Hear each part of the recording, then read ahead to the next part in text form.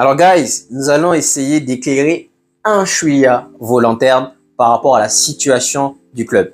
En effet, David Beckham a récemment fait une interview en disant que le moment est peut-être venu pour Manchester United de se trouver de nouveaux propriétaires.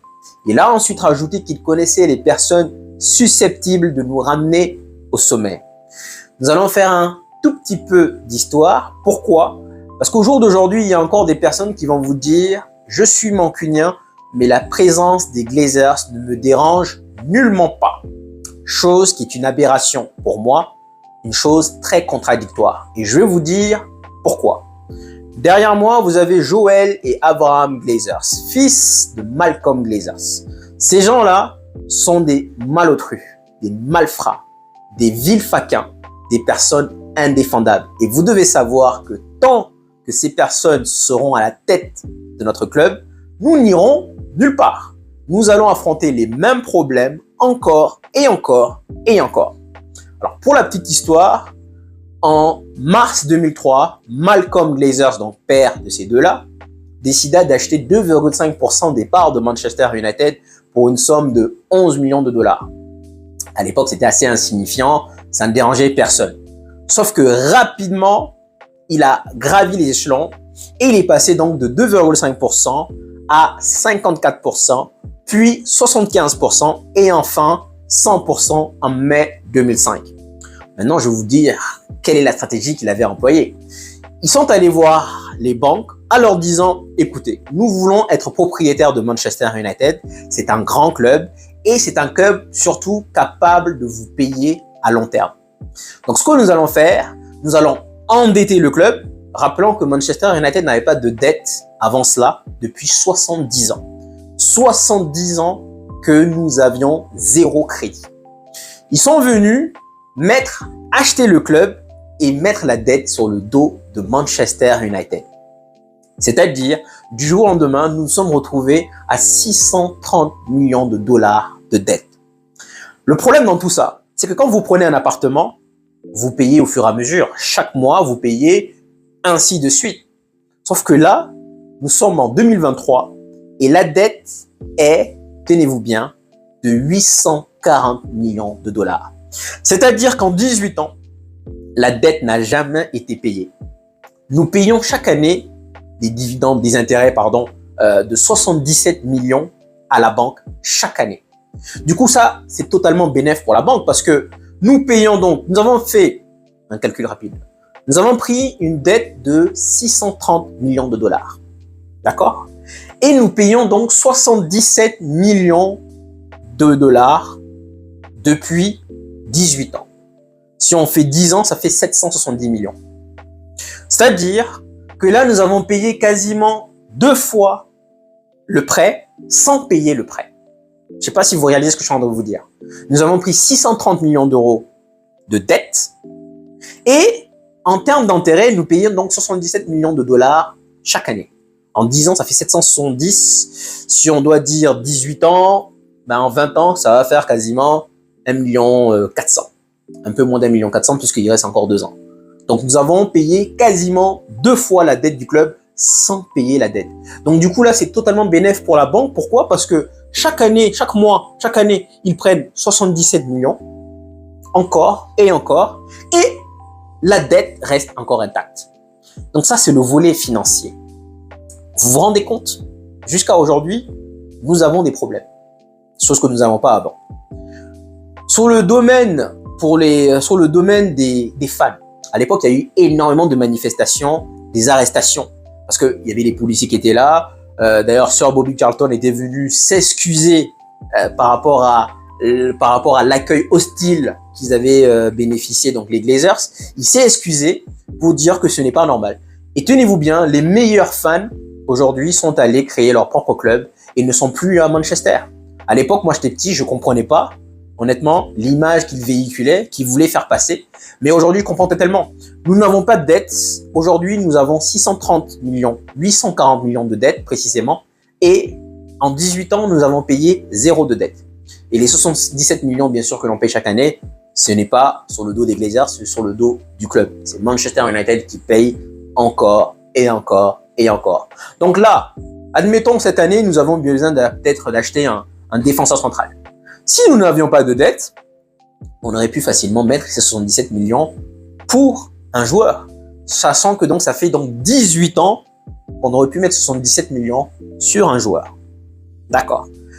Donc aujourd'hui, vous regardez aussi l'atmosphère de Manchester United, nous avons beaucoup de visiteurs. Et parfois, l'atmosphère, elle est terne. Il n'y a rien. La dernière fois, lors du match contre Galatasaray, on entendait les supporters de Galatasaray. Sachant qu'ils représentent 5000 supporters et Manchester United a une capacité de 76 000 places. C'est-à-dire qu'il y avait 71 000 personnes mancuniens normalement dans le stade. 71 000 d'un côté et 5 000 de l'autre. Et pourtant, on entendait les 5 000 à chaque fois. Pourquoi? Parce que les vrais supporters, les supporters qui parlaient, qui hurlaient, qui mettaient l'ambiance, sont ailleurs aujourd'hui. Ils ne sont plus à Old Trafford. Donc ça, c'est l'aspect sur les fans. Si on prend l'aspect politique, saviez-vous que Malcolm Glazers est décédé en mai 2014? Donc 2 mois après le limogeage de David Moyes. Il est décédé donc en mai 2014. Il a acheté le club en 2005. Ça fait 9 ans.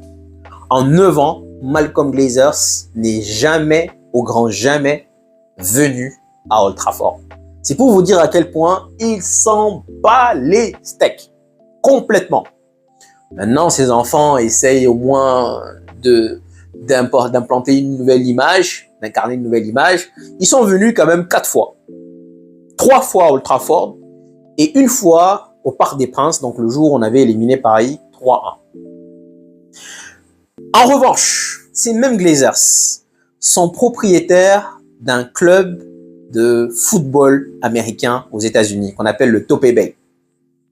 Et ce club-là a été récemment vainqueur du Super Bowl.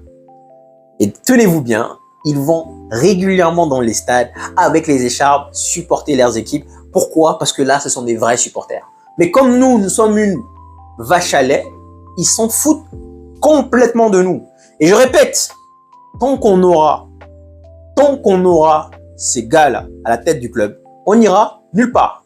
Si on prend l'exemple d'Abramovich, Abramovich a acheté le club en 2005, je crois, quasiment à la même époque que les Glazers. Comparant ce que Abramovich a gagné avec Chelsea et ce que les Glazers ont gagné avec Manchester United, surtout depuis le départ de Ferguson. Faites un comparatif. Chelsea a déjà 2 Ligues des Champions, 2 Europa League. Pourquoi? Parce qu'Abramovich est tout dans les stades. Ce qui fait qu'il montre clairement à la direction, à ses joueurs, qu'il tient à son club. Chose qui n'est pas le cas des Glazers. Alors, financier, on avait 0 dette. Aujourd'hui, on se retrouve à 840 millions de dettes avec avoir payé plus de 1 milliard 300 millions à la banque et il reste encore 800 millions. C'est-à-dire que la dette qu'on a pris de 630, qu'ils nous ont pris de 630, va finalement nous coûter 4 fois plus cher. On va se retrouver à payer 2 milliards 400 au final. Vous vous rendez compte? Ensuite, sur l'aspect recrutement. Les Glazers ont ce qu'on appelle le pack. À l'époque, nous avions Ed Woodward, Matt Judge, Richard Arnold, tous ces guignols-là qui étaient dans la même banque. Ils se connaissent tous. Matt Judge, Ed Woodward, Richard Arnold, ils se connaissent tous. Ils étaient tous dans la même banque. Parce que Woodward les avait aidés à acquérir Manchester United, ils lui ont dit, mon gars, on va te renvoyer l'ascenseur. Dans la vie, il y a 2 moyens de se faire recruter. Soit par le CV compétences et expérience, soit par ce qu'on appelle le PAC. Le PAC, c'est parents, amis, connaissances, c'est-à-dire le relationnel. Donc, par rapport à ça, on a recruté un tocard pour venir diriger Manchester United. Et quand je fais le comparatif avec le Cheikh Mansour, donc le propriétaire de City, quand il est arrivé en 2008, il a dit, bon, nous avons une vision, nous allons recruter les meilleurs des meilleurs. C'est-à-dire qu'ils sont allés dans le domaine médical, recruter les meilleurs médecins. Dans le domaine des recruteurs, recruter les meilleurs recruteurs. Recruter les meilleurs superviseurs de talent. Recruter les meilleurs physios, les meilleurs analystes, les meilleurs le mot m'échappe, de tout ce qui est diététicien, pardon.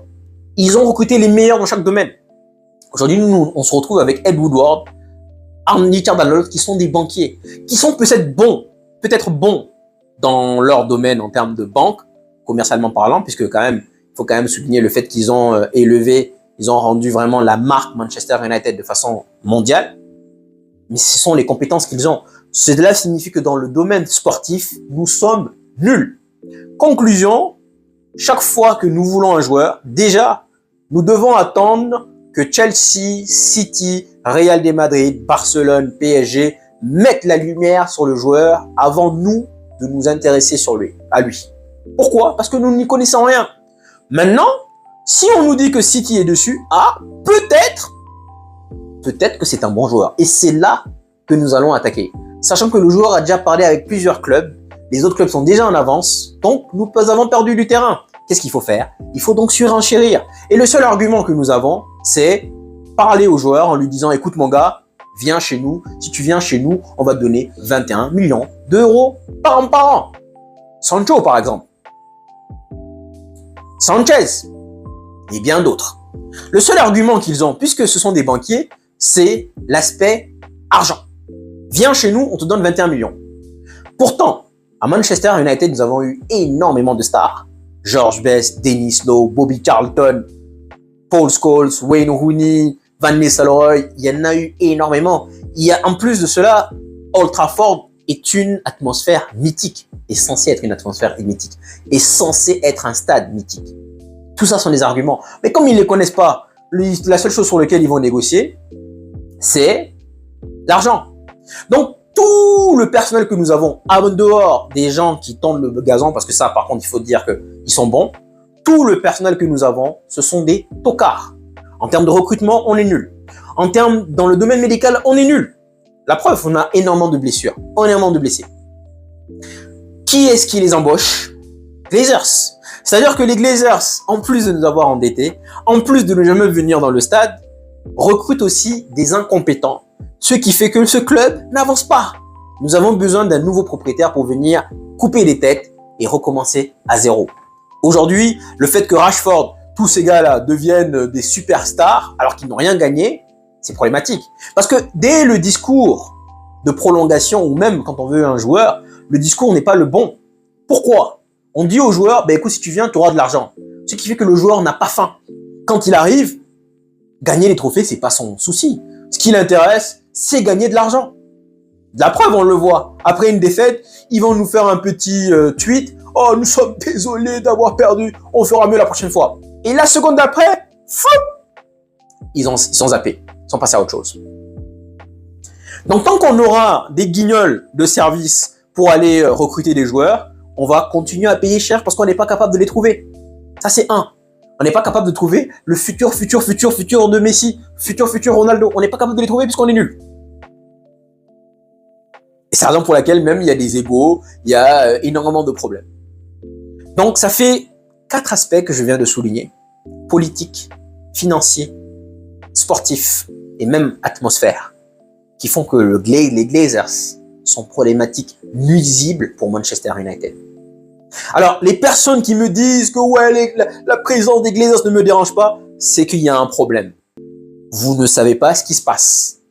Comment pouvez-vous dire, tout à l'heure, je suis allé regarder sur les chaînes WhatsApp.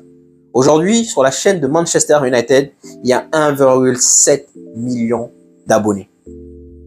Tandis que sur la chaîne de Manchester City, ils sont déjà à 10 millions.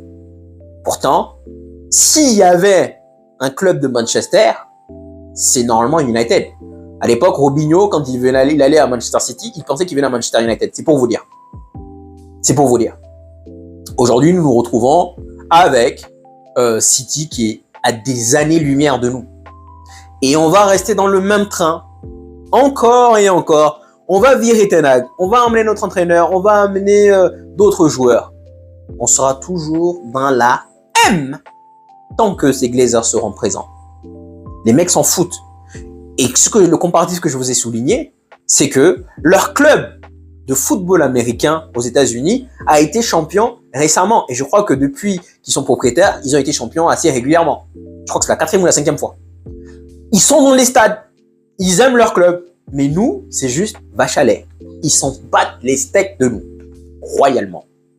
Alors j'espère quand même que maintenant, nous allons y remédier sur notre façon de voir les choses. Pour en revenir à la situation du club, je pense que les Glazers veulent money. Ils veulent 6 milliards, voire 7 milliards. Et tant qu'ils ne les ont pas, ils vont continuer à nous faire, glander. Je pense que aujourd'hui, Radcliffe est passé de 100% à 75%, puis 50%, puis 25%. Donc ça, c'est une porte de sortie. Pour moi, Radcliffe, c'est un scélérat parce que c'est à cause de lui que nous sommes dans cette situation. Parce que s'ils n'avaient pas d'alternative, ils allaient être obligés de vendre et puis ciao. Ce que Sheikh Jassim propose, c'est 7 milliards au total. C'est-à-dire que les Glazers vont avoir 5 milliards ronds, 1 milliard pour rembourser la dette et 1 milliard pour refaire l'infrastructure de Carrington et de Manchester et d'Old Trafford. Ça fait 7 milliards. Eux, ils veulent avoir minimum 6 milliards dans leur poche pour pouvoir commencer à parler discussion. J'aurais voulu parler encore plus, mais mon portable va bientôt s'éteindre. Bon, en tout cas, déjà, j'espère que vous avez compris pas mal de choses. Et puis voilà, je pense que tant que Sheikh Jassim ne upgrade pas sa formule, on sera toujours dans la même situation. Donc, prions, mes chers amis. Prenez soin de vous.